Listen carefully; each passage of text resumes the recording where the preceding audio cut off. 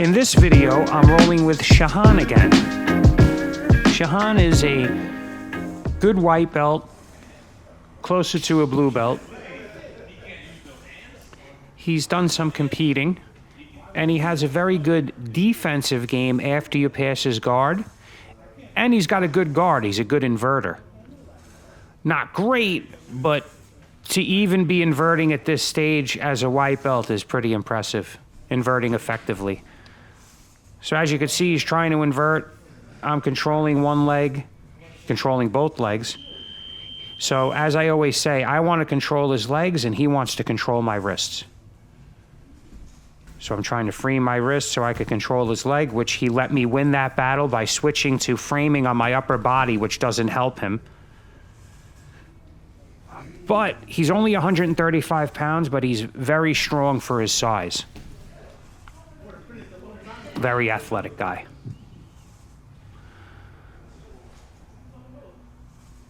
So here I have his left leg contained, so he can't really move. He doesn't have a lot of options from there. He's trying for an underhook, but he's not sitting up enough. Whenever you get an underhook, you want to always try to get it deep. So again, I'm holding his foot and I have his leg pinned. So it's a tough position for him. Plus I outweigh him by, who knows what, 40 pounds.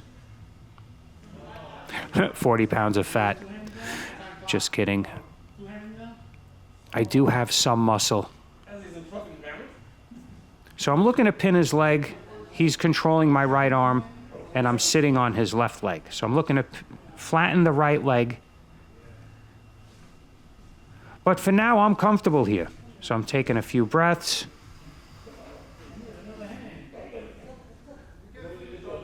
And I'm looking to slowly, incrementally pass his guard. But it's not easy. So there is the importance of knee and elbow connection. You see how my knee and elbow are connected on the right side? It prevents him from getting any type of meaningful guard there. Then I threatened a footlock on the other side, and then he went to inverting, which is a good answer. Again, look at my knee and elbow. And look at how my body has to be to get my knee and elbow together like that. I'm not stretched out and open. I'm closed.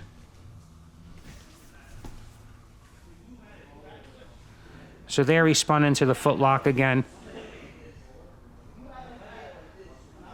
I'm not really looking to finish that here on him. I'd rather see where things could go.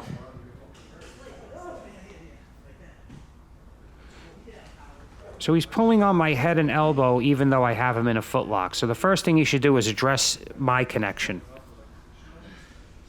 Here again, look, see my right elbow and knee are connected. So he can't get his leg in to do a guard. And it's hard to pull it away. Once my elbow's next to my body, it's hard to pull it out and away because I'm structurally strong there. The further away my elbow is from my body, the weaker I am structurally. So here again, I use two arms to attack his legs, and while I'm doing that, he's framing on me instead of fighting my arms from attacking his legs. When you're framing on my upper body and I'm already controlling your legs, it's going to be hard for you. Now I'm able to reach around and grab his head. But again, he's framing well. He brought all his frames in, so I went to the other side. I switched sides twice to pass his guard. Very impressive of Shihan at his level. Whereas some people see a white belt getting smashed, I see somebody that foiled at least 2 or 3 attempts to pass his guard. Like he saw that many steps ahead. And I could say I haven't had a conversation with him outside of rolling with him in jiu-jitsu. Like I don't never even think I've sat and spoke with him, but I could tell so much about his character. And just rolling with him makes me like him. The way he rolls, his grit, his control, his poise. So here, what do I want? Anybody that watches the channel, what do I want? I want him to sit up. So now I'm trying to pull him up. There I covered his mouth just to be annoying. I don't do it enough to really torture somebody.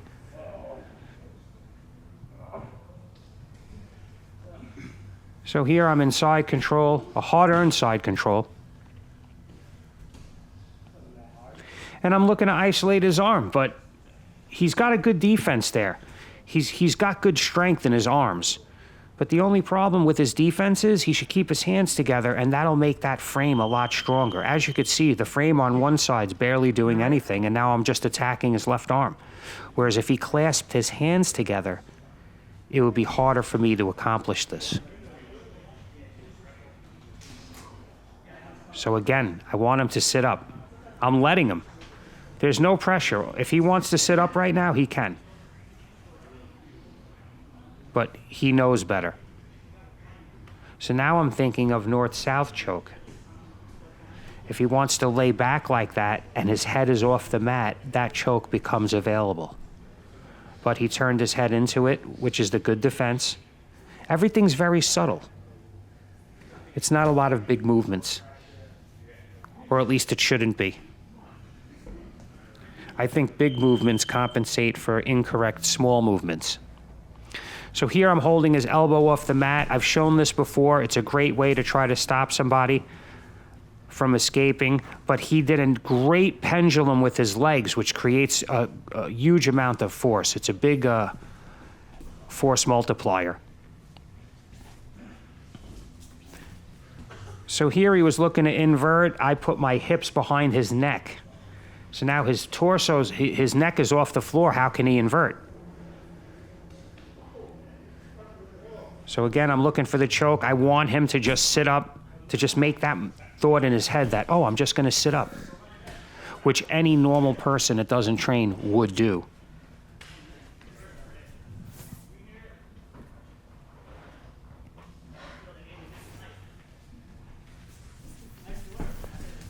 So he's really doing a good job of trying to get up.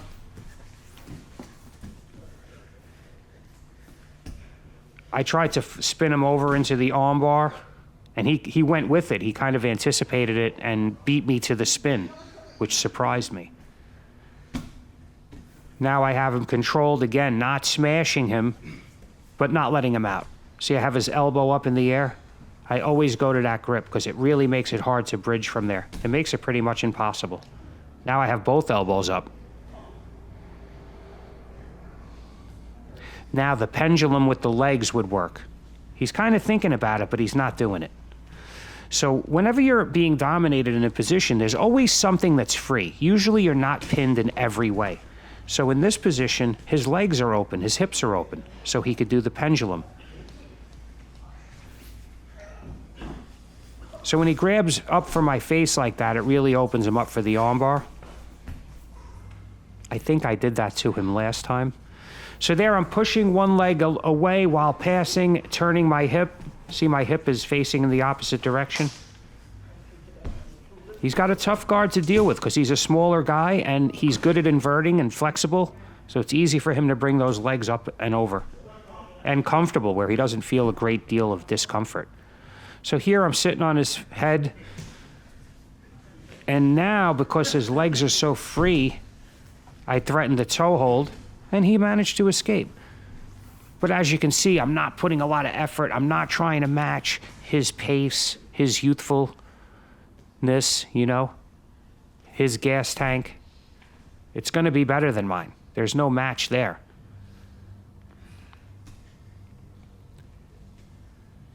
So if it means that he escapes from something because I don't use 100% effort to contain him, then so be it. So now he's looking to pass. He's on top. We're about 9 minutes into this round. I'm looking for the Kimura.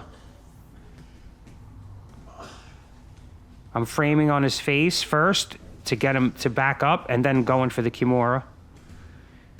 So I switched from like a half guard to more of a knee shield. I'm looking to get behind his left arm. He knows that. So it caused him to square up, and I caught him with the butterfly sweep. Again, quick, simple, done at the right time. Doesn't take a lot of strength. Now I'm in his closed guard. You really never want to be in anyone's closed guard if you can avoid it. It's a dominant position for your partner.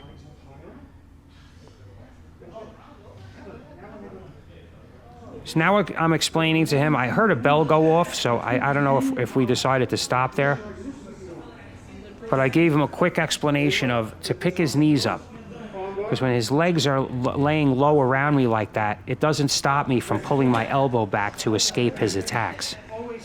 But once he pulls his knees up, my elbows have nowhere to go, and then he could pull on my head and break my posture and set up things like arm bars, triangles, Americana, omoplata. I mean omoplata, not Americana. Choi bar.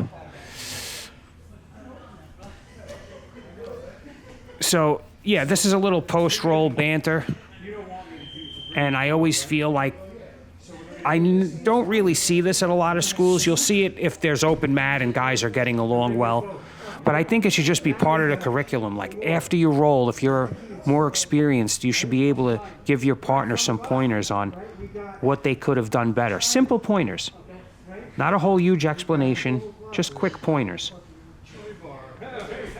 Because if you could say, oh, just put your elbow here instead of there, or move your hip this way instead of that way, and you're showing them in real time, like it just happened. What's more valuable than that? How does getting taught some random technique in class compare to somebody polishing your jiu-jitsu on the spot?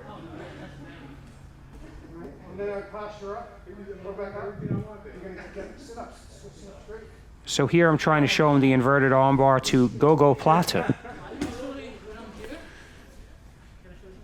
If you're a white belt, don't worry about that. You'll learn that eventually. It's a low percentage, cool submission. So I'm trying to show him the very minutia of this technique, because it's easy for me to pull my arm back unless he turns my elbow up towards the ceiling, which he's starting to do now. But if my elbow isn't up towards the ceiling, it's going to be easy for me to yank my arm out of that. Easier than a regular armbar to escape.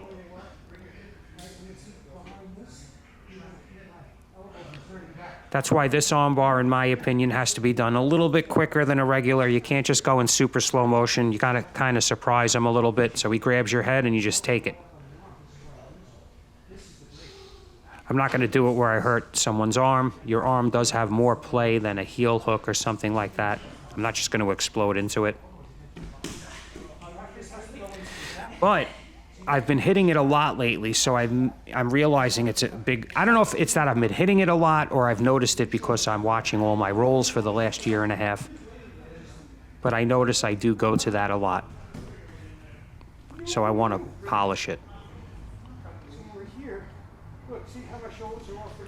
I have a roll coming out with, a couple of cool rolls. I got Mario versus Yusuf, and then I got Shihan versus Yusuf, I think, also. So these are all good white and blue belts that give each other a hard time. And I'm going to dissect it. If you guys want to see more of other people rolling where I narrate it, please leave that in the comments. I don't really need to be in every video. I'm not a narcissist, and I definitely don't need to be the center of attention. So even here, I see some mistakes he's doing wrong. That's why things take time to learn. Sometimes somebody can tell you something, and 10 years later it sinks in. You say, oh, I know what he meant. I ignored it when he first told me, but now I know what he's saying.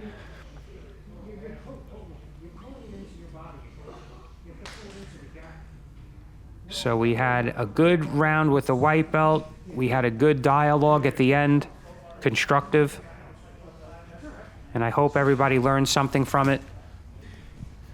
So I'm now sponsored by X Marshall, so I put their link in the description. They really do have good gear. I've never heard of them before they approached me about this, and when I looked on their page, I was shocked at how great all the gear was.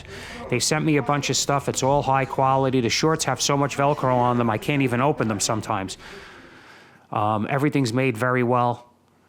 And if you go on there and you use JITS over 50, you get 10% off. So I'm going to put the link in the description. I'm coming out with a personalized JITS over 50 rash guard that you guys can pick up on the site as well. Anything you buy off this X Marshall link, I get a percentage, so it helps the channel, and you guys get high quality gear.